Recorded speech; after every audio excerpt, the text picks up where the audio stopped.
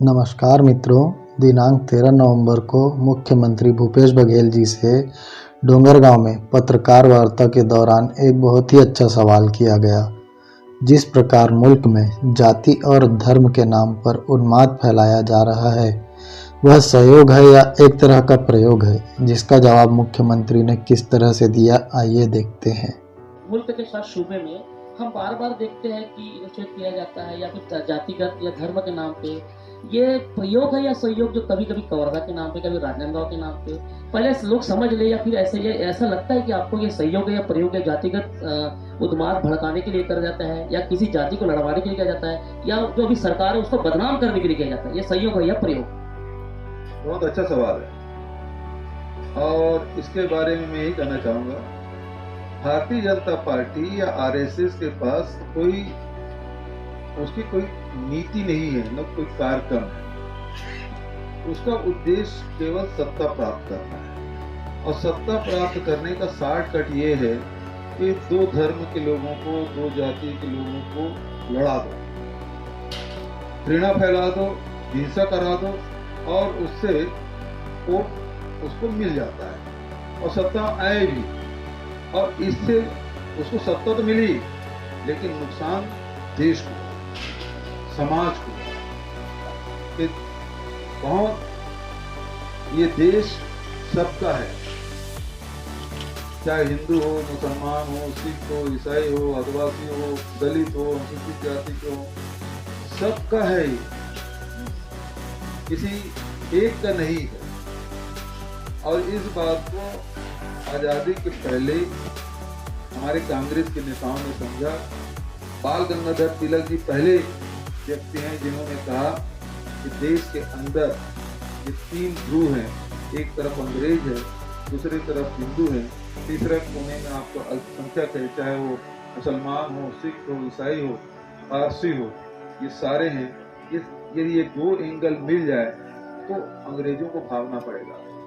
और यही काम हमारे देश की आज़ादी में, चाहे वो नेहरू जी हो, सरदार पटेल हो, मौलाना अब्दुल कलाम आजाद हो, जितने भी हमारे राष्ट्रीय नेता हैं, वो इस मेल कराने के लिए लगातार प्रयास किया। और जैसे इन लोग एक लाइन में आए, अंग्रेज भाग खड़े। और जी एक मिनट, जब एक सवाल, गंभीर सवाल उठा है तो इसको उत्तर मुझे देने दीजिए, क्योंकि बहुत गंभीरता से उन्होंने बात कही है। तो जो बात देश के आज़ादी के पहले सही थी, आज गलत नहीं हो सकता। आज ये भारतीय जनता पार्टी, आरएसएस, विश्व हिंदू परिषद, बजरंग दल वाले क्या बोलते हैं?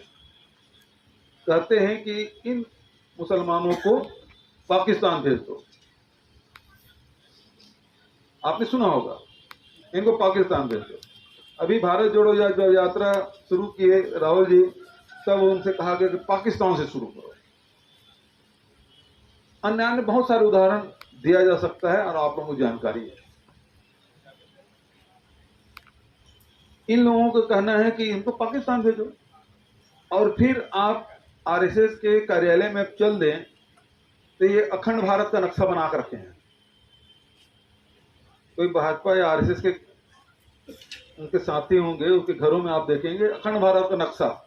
उस अखंड भारत के नक्शा में श्रीलंका भी है, बांग्लादेश भी है, नेपाल भी है, भूटान भी है, म्यांमार भी है, तो इधर पाकिस्तान है, अफगानिस्तान है, ये सारे देश इसमें मिले हुए हैं। पहला लाइन क्या है? इनको पाकिस्तान भेजो, और दूसरा लाइन क्या है कि इसको सबको मिला लो। तो भैया भेज क्यों रहे हो? जब सबको मिला ही लेने की बात है सभी देशों को, तो इसको पाकिस्तान भेज क्यों रहे हो? इसका मतलब ये है कि इनके पास केवल एजेंडा ये है कि धार्मिक उन्माद फैलाओ, झगड़ा कराओ, समाज को तोड़ो, सत्ता हासिल करो। लेकिन इससे सत्ता तो हासिल हो गई, लेकिन अब देश बिखराव की स्थिति में है। आखिर मोहन भागवत जी को कहना पड़ा कि हर मस्जिद के खुदाई नहीं की जा सकती। उन्होंने कहा ना, हर जगह खुदाई करो। तो इनको क्यों कहना पड़ा? क्यों उनको वहां निजामुद्दीन जाना पड़ा? क्यों ये कहते हैं कि सब एक ही, सबके डीएनए एक है। ये सारी बातें कहने का उद्देश्य क्या? मतलब एक वो भी घबराए हुए हैं, यदि इस प्रकार से बहुत ज़्यादा रस्सी को या रबर को ज़्यादा खींचो तो टूट जाएगा। और इसीलिए भारत जोड़ो यात्रा राहुल गांधी जी चला रहे हैं। एक तरफ बेरोजगारी है, महंगाई है, दूसरे तरफ सामाजिक सौहार्द बना रहना चाहिए। भारत जोड़ो, भारत तो जुड़ा हुआ है, भौगोलिक दूसरे से जुड़ा हुआ है, किसको जोड़ने के? भारत के लोगों को जोड़ो, सब में भाईचारा हो, प्रेम हो, सौहार्द हो। और जब जब हम लोग सब मिल के चले हैं तब देश आगे बढ़ा है। और जब बिखराव की स्थिति हुई, सामाजिक सौहार्द में कटता आई, वहीं देश अवनति की दिशा में है। आज क्या है आपकी जीडीपी, आपके महंगाई दर कितनी है, इसको देखिए। उसके बारे में कोई चर्चा नहीं कर, लेकिन जब से राहुल जी पद यात्रा कर रहे हैं तब से महंगाई के बारे में भी चर्चा हो रही है और तब से बेरोजगारी के बारे में चर्चा हो रही है। 75,000 लोगों को नौकरी दी गई है, प्रधानमंत्री जी कह रहे हैं। कितने लोगों को मिला है अलग बात, लेकिन बोल तो रहे हैं, उसकी चर्चा कर रहे हैं। ये मुख्य बात है।